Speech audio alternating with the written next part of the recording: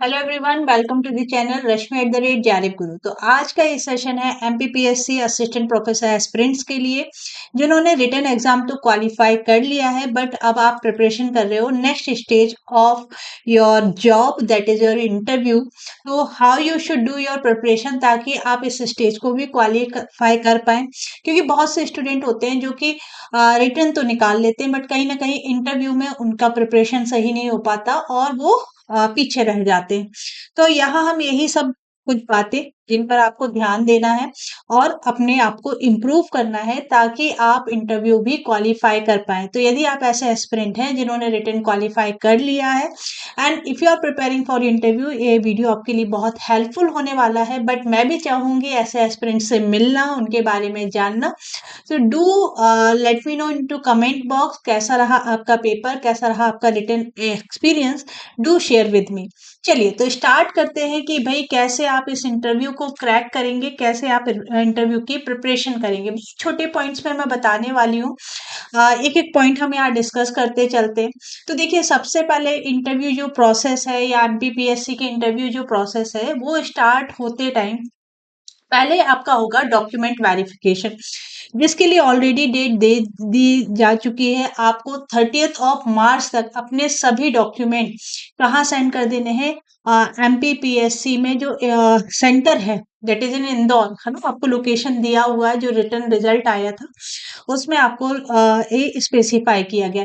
मैं किसके रेफरेंस में बता रही हूँ, मैं कंप्यूटर साइंस के रिजल्ट के रेफरेंस में बता रही हूँ। यदि आप किसी और सब्जेक्ट के स्टूडेंट हैं तो आप अपने रिजल्ट में डेट चेक करिए कि आपको डॉक्यूमेंट कब तक सेंड करने हैं। इंटरव्यू जो ड्यूरेशन है वैसे तो वैरी करता है, बट एक स्टैंडर्ड ड्यूरेशन माना जाता है 88 to 15 मिनट, बट वैरी कर सकता है, भाई ज्यादा ड्यूरेशन भी हो सकता है। इट डिपेंड्स कि पैनल में कितने लोग हैं, उनको कितना इंटरेस्ट है, वो क्या क्या आपको मतलब कैसे इवेल्युएट कर रहे हैं। यदि आप में इंटरेस्ट आया तो बिल्कुल आपकी इंटरव्यू ड्यूरेशन बढ़ सकता है। इंटरव्यू प्रोसेस की जब बात करें तो भाई क्या वेरीफाई किया जाएगा, आपका टेक्निकल नॉलेज देखा जाएगा, आपके पर्सनैलिटी को भी इवेल्युएट किया जाएगा। It is not limited to only knowledge, है ना। ये सिर्फ नॉलेज तक लिमिटेड नहीं है, ये आपका, है ना, कैसे आप एक्सप्लेन करते हो, because you are going for interview of an professor, है ना। एक प्रोफेसर, असिस्टेंट प्रोफेसर की जॉब के लिए जा रहे हो, तो आप टेक्निकल नॉलेज में गुड हो, very good. How you are going to explain the things, ये भी इवेल्युएट किया जाएगा। आपका पर्सनालिटी कैसे है, डू रियली आप रिटन क्वालिफाई करके आ रहे हो, बट आप क्या एक as an assistant professor consider किए जा सकते हो या नहीं, ये सारा इवेल्युएशन वहां बैठा पैनल आपका करेगा। आपकी टीचिंग एबिलिटी कैसे है, आपकी सब्जेक्ट क्लैरिटी कितनी है ना। भले आप एक सब्जेक्ट बताइए, आप वहां बताइए मुझे ऑपरेटिंग सिस्टम आता है, तो उस ऑपरेटिंग सिस्टम पर आपका कितना कमांड है। दे डोंट वांट कि आप हर चीज वहां पढ़कर जाए। ठीक है, टीचर का भाई यही होता है कि टीचर पर जब रिस्पॉन्सिबिलिटी आती है वो पढ़कर पढ़ा सकते हैं। सो जब आप ये चीज करोगे, है ना, सो यू शुड नो, जब आप प्रिपरेशन करोगे तो हर एक सब्जेक्ट की क्लैरिटी रखिएगा। जो भी आप आंसर कर रहे हो उसको क्लियरली एक्सप्लेन करिएगा, क्योंकि वहां हम यही चाहते कि एज एन टीचर आप जो भी एक्सप्लेन करो, यदि सामने बंदा बैठा है उसको नहीं आंसर आता है तो वो भी समझ जाए कि क्या समझाना चाह रहे हो। नॉन टेक्निकल बैकग्राउंड का है, नहीं है कंप्यूटर साइंस का, फिर भी वो समझ सके कि ऑपरेटिंग सिस्टम क्या है ना। तो एक्सप्लेनेशन सॉलिड करना है। डॉक्यूमेंट देखिए बहुत सारे मंगाए गए हैं, बट यूजुअली जो वेरीफाई किए जाएंगे, आपके एजुकेशनल सर्टिफिकेट को वेरीफाई किया जाएगा, आपके नेट या सेट का जो भी सर्टिफिकेशन रहेगा, सर्टिफिकेट, कैटेगरी सर्टिफिकेट, यस, है ना, यदि आपने लगाया हुआ है तो उसको वेरीफाई करेंगे। Experience certificate, experience certificate specially यदि आप गेस्ट फैकल्टी रहे, है ना, तो गेस्ट फैकल्टी के केस में डेफिनेटली आपको देखा जाएगा। और यदि आपने रिसर्च पब्लिकेशन किया है, आपने पीएचडी होल्डर हो, है ना, तो उससे रिलेटेड जो भी डॉक्यूमेंट्स होते हैं वो मेन फोकस होगा। तो ये तो आप वेल प्रिपेयर्ड रखिएगा, है ना। कैटेगरी सर्टिफिकेट, एक्सपीरियंस सर्टिफिकेट, और चलिए, अच्छा, जो भी डॉक्यूमेंट सेंड कर रहे हैं उनकी एक कॉपी अपने पास भी रखिए। Okay, it will help you कि हमने क्या क्या भेजा है, याद रखने में मदद करेगा। एक फोटोकॉपी रख लीजिएगा बंच। ओके। अब पैनल का जो स्ट्रक्चर होता है मैं अप्रोक्सीमेटली बता रही हूँ कि सब फर्स्ट ऑफ ऑल एमपीपीएससी के वहाँ मेंबर्स हो सकते हैं, chairman may be there, subject expert definitely वहाँ होंगे, 1 से 2 सब्जेक्ट एक्सपर्ट हम एक्सपेक्ट कर सकते हैं, है ना। फर्स्ट टाइम है, बिल्कुल सब्जेक्ट एक्सपर्ट वहाँ पर रहेंगे, एकेडमिक एक्सपर्ट रहेंगे जो एनालाइज करेंगे कि भाई कैसे आप एकेडमिक पार्ट को हैंडल करते हो। सब्जेक्ट नॉलेज इज गुड, कैसे आप टीचिंग पार्ट को हैंडल करते हो। समटाइम एडमिनिस्ट्रेटिव मेंबर्स भी इंक्लूड कर लिए जाते हैं, है ना। तो इसमें आपके 4 से 5 मेंबर होने का प्रोबेबिलिटी है। हम एक्सपेक्ट कर सकते हैं कि 4 to 5 to 6 पैनल मेंबर्स वहां पर हो सकते हैं। एंड जो मेंबर्स होंगे, सब्जेक्ट एक्सपर्ट्स होंगे, वो आपके सब्जेक्ट या टेक्निकल नॉलेज को चेक करेंगे। जो अदर मेंबर्स हैं वो आपकी पर्सनैलिटी को ऑब्जर्व करेंगे। जो अदर हैं वो आपके कम्युनिकेशन को देखेंगे, टीचिंग एबिलिटी को चेक करेंगे। तो इस तरीके से एक पूरा पैनल तैयार किया जाता है जो अलग अलग टास्क परफॉर्म करेंगे। तो अब यहाँ पर दिमाग में क्वेश्चन आ रहा है कि एक्चुअली वो चाहते क्या है ना। एक्चुअली पैनल चाहता क्या है, उनकी हमारे से एक्सपेक्टेशन क्या है। हमको ये तो समझ में आ गया हमारा नॉलेज चेक होगा, या ये भी समझ में आ गया हमारी पर्सनैलिटी चेक की जाएगी, है ना। तो वो आपसे क्या चाहते हैं। तो पहला तो कॉन्सेप्चुअल क्लैरिटी होना चाहिए। बार बार मैं बोल रही हूँ कि कॉन्सेप्ट आपको, मैं नहीं कहती कि आप बिल्कुल बुक की डेफिनेशन याद करो। हाँ, आपको यदि सब टॉपिक समझ में आ रहा है, मैं पूछ रही हूँ व्हाट इज स्टैक, मैं पूछ रही हूँ व्हाट इज स्टैक। यदि आपको एग्जैक्ट डेफिनेशन याद नहीं है तो फिर भी आप ये बोल सकते हो ना कि स्टैक एक डेटा स्ट्रक्चर है that works on the concept of LIFO, जो कि लास्ट इन फर्स्ट आउट होता है। और इसका real life example this and this है, जैसे प्लेट ऑफ स्टैक्स है। इस तरीके से जब आप बताएंगे तो सामने वाले को भी समझ में आया कि डेटा स्ट्रक्चर है, लीफो पर काम कर रहा है। लीफो क्या होता है भाई, जैसे प्लेट्स अरेंज होती हैं वन बाय वन, हम टॉप से निकालते हैं, ठीक है। तो भाई not, I am not giving word to word definition, but मैंने एक्सप्लेन किया, आपको समझ में आया। तो कॉन्सेप्चुअल क्लैरिटी होनी चाहिए, है ना। और उसके लिए ऑब्वियसली मैं हमेशा शुरू से बोलते आ रही हूँ कि आपके जो कोर सब्जेक्ट हैं इनको प्रिपेयर करिए, इनको रिवाइज करिए, इनकी डेफिनेशन विद एग्जाम्पल बिल्कुल फोकस करिए। तो आपको फोकस करना है डीबीएमएस पर, आपको देखना है ओएस, आपको देखना है डेटा स्ट्रक्चर, आपको देखना है प्रोग्रामिंग कॉन्सेप्ट, आपको देखना है डीबीएमएस सीएन, कंप्यूटर नेटवर्क्स, है ना। तो इनको भी आपने वेल प्रिपेयर्ड कर लिया, मोर देन सफिशिएंट है। ओके, नाउ देखिए, हाँ तो ये मैंने बताया कॉन्सेप्चुअल क्लैरिटी आपकी देखी जाएगी, टीचिंग एबिलिटी देखी जाएगी कि यदि आपके सामने एक टॉपिक आता है ना। मान लीजिए पैनल ने आपको बोला कि आपको ग्रेजुएशन स्टूडेंट्स को पढ़ाना है, तो आप कितने इजी वर्ड्स में किसी पर्टिकुलर टॉपिक को एक्सप्लेन करोगे। तो उस केस में we should start with a example, पहले हम एग्जांपल दें और फिर बताएं कि हाँ इसी तरीके से हमारा स्टैक काम करता है, या इसी तरीके से हमारा ये पर्टिकुलर कॉन्सेप्ट काम करता है। तो वहां आपकी टीचिंग एबिलिटी चेक हो जाएगी कि आप अलग अलग लेवल के स्टूडेंट्स को कैसे हैंडल कर रहे हैं। नेक्स्ट देखिएगा, सबसे इम्पोर्टेंट है कॉन्फिडेंस एंड कम्युनिकेशन। आप कितने कॉन्फिडेंटली बात कर रहे हो, है ना। सबसे पहले ये कुछ पैनल के कुछ मेंबर होंगे जो सिर्फ ये ऑब्जर्व कर रहे होंगे कि आप झिझक रहे हो, आप अपने आपको आंसर पता है बट आप आंसर एक्सपेक्ट होगा, ऐसा भी होता है। और इसके लिए ही हमको ये जो 1 मंथ या 15 डेज है, इसकी ही हमको प्रैक्टिस करनी है ना। इसकी ही प्रैक्टिस करनी है कि यदि आपका कॉन्फिडेंस लो होता है, आप जब किसी को आंसर करते हो तो भाई उसको मेंटेन करो, मिरर प्रैक्टिस करो। मिरर प्रैक्टिस में क्या होता है, आपने एक टॉपिक उठाया, आपने बोलना शुरू किया, क्योंकि ड्यूरिंग द इंटरव्यू ये जरूरी है कि आप आई कांटेक्ट बनाकर रखो, है ना। ये आप लोगों को बचपन में भी सिखाया गया होगा। जितने पैनल मेंबर है सबको एंटरटेन करना है, सबको आंसर देना है। ऐसा नहीं कि आप एक पर्सन से बात कर रहे हैं, बाकी को कोई बात ही मतलब ही नहीं है ना। आप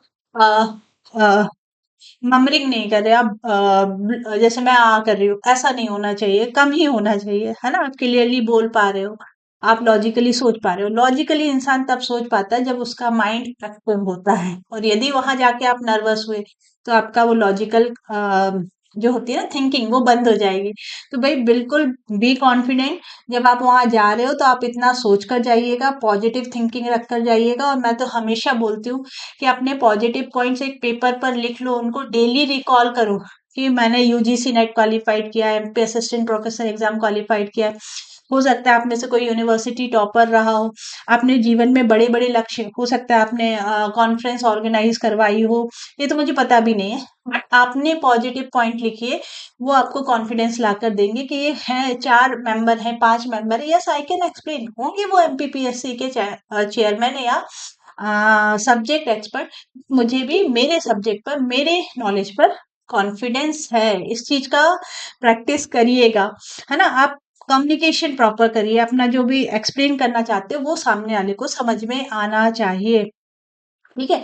सम टाइम सिचुएशन क्रिएट हो सकती है एकेडमिक ओरिएंटेशन की। आप पीएचडी होल्डर हैं, आपने एमटेक किया हुआ है, या आप एमसीए हैं, तो आपसे एक्सपेक्ट किया जाएगा कि आप अपने प्रोजेक्ट, अपने थीसिस, अपने पब्लिकेशन, अपने रिसर्च वर्क को एक्सप्लेन कर पाए।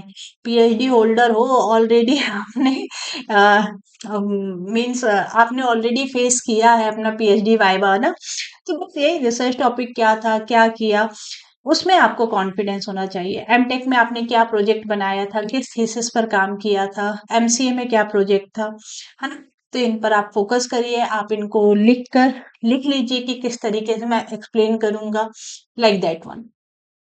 नाउ टीचिंग एबिलिटी मैं इसको बता चुकी हूँ। बॉडी लैंग्वेज की यदि हम बात करें, तो बॉडी लैंग्वेज पॉजिटिव होनी चाहिए, खुद से नेगेटिव तो रखना ही नहीं है ना। कि खुद ही सोच रहे हैं कि यार मेरा होगा कि नहीं होगा, बिल्कुल होगा। मैं वहां खड़ी हूँ, मैं वहां खड़ा हूँ, बिकॉज मैंने ये अचीव किया है।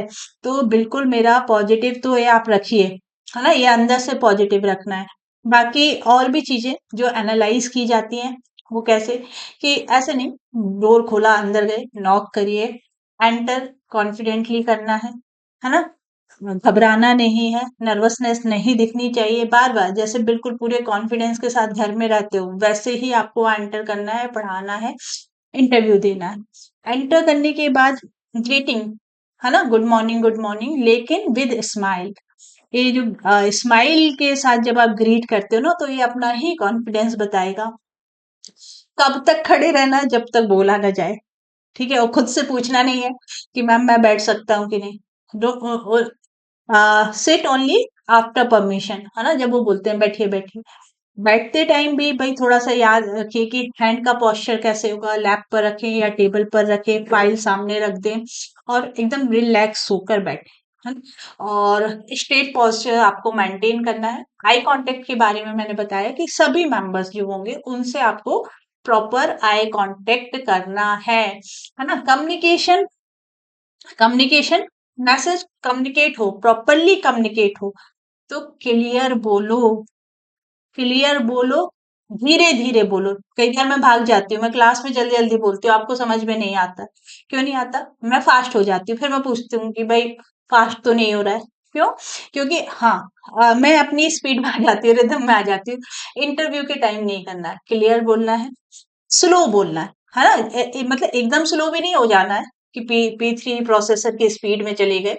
एक एक जो फेज है मेंटेन करके चले, अ, जिससे ताकि सामने वाले को आपका मैसेज कम्युनिकेट हो सके। आंसर स्ट्रक्चर्ड होने चाहिए, बहुत लंबे आंसर अवॉइड करिएगा, लॉन्ग एक्सप्लेनेशन अवॉइड करिएगा, है ना। और लाइक हो सकता है कोई क्वेश्चन होंगे जो आपसे नहीं बनेंगे, उनको भी हमको हैंडल करना है। एंड बहुत फास्ट नहीं रखना। वॉइस, वॉइस इतना ऑडिबल हो कि 4 लोग सामने बैठे जो हैं वो सुन सके, ये नहीं कि अपने आप में सुनाई दे रहा है, सामने वाले को सुनाई नहीं दे रहा है ना। तो बहुत स्लो नहीं देना है, लॉन्ग आंसर नहीं बोलना है। और यदि सबसे डिफिकल्ट कंडीशन आती है कि यदि आंसर नहीं पता, तो भाई काम रहिए, कॉन्फिडेंट रहिए, तब भी प्यार से बोलिए आई एम सॉरी, बट मैं अभी इस कॉन्सेप्ट को रिकॉल नहीं कर पा रहे, है ना। हम अभी इस कॉन्सेप्ट को रिकॉल नहीं कर पा रहे, तो बस बन गई बात। उसके बाद बिल्कुल आ, आ, याद नहीं करना। ठीक है, 2 सेकंड का पॉज लो, 3 सेकंड का पॉज लो, यदि वो कॉन्सेप्ट याद आता है तो ठीक है, नहीं तो बहुत प्यार से कि आई एम सॉरी, मैं इस कॉन्सेप्ट को रिकॉल नहीं कर पा रही हूँ। आर्ग्यू करने की जरूरत नहीं है। हो सकता है कि सामने वाले आपको बोलें कि नहीं ये तो ये होता है, तो आप क्या करिए, आप अपने कॉन्सेप्ट पर यदि कॉन्फिडेंट हैं तो आप उसको रिपीट करिए। अदरवाइज सेम आंसर, है ना, कॉन्फ्लिक्ट क्रिएट करने की जरूरत नहीं है। आप कॉन्फिडेंट हो तो बिल्कुल बोलो, no sir, this is what I have learn, है ना, तो आप बोल सकते हो। तो फाइनल एडवाइस, अभी क्या करो, क्लियर कॉन्सेप्ट, कॉन्सेप्ट तो क्लियर करना है, वैसे भी आपके क्लियर हैं क्योंकि आप ऑलरेडी यूजीसी नेट सेट और एमपीपीएससी असिस्टेंट प्रोफेसर जो रिटन एग्जाम है क्वालिफाइड किया है। बट अब आप क्लियर एक्सप्लेनेशन पर फोकस करिएगा। Answer like a teacher because you are going to be an assistant professor. ठीक है, तो वैसे ही आंसर करिए। मैंने लास्ट क्लास में भी बोला था कि स्टार्ट कर दीजिए अपने आप को इमेजिन करना एज एन असिस्टेंट प्रोफेसर। जब वो पर्सनैलिटी दिखेगी ऑटोमेटिकली सब निकलेगा, है ना। Stay confident, simply simple and logical explanation, ज्यादा खींचना नहीं है, मन से डेफिनेशन नहीं देना है। सो ये मेरा एक एडवाइस है ना। एंड यदि आपको लगता है कि नहीं और भी गाइडेंस की जरूरत है, बताइएगा, फिर मैं बैच लॉन्च करूंगी। From my side this is what you can do for your preparation. Thank you, all the very best.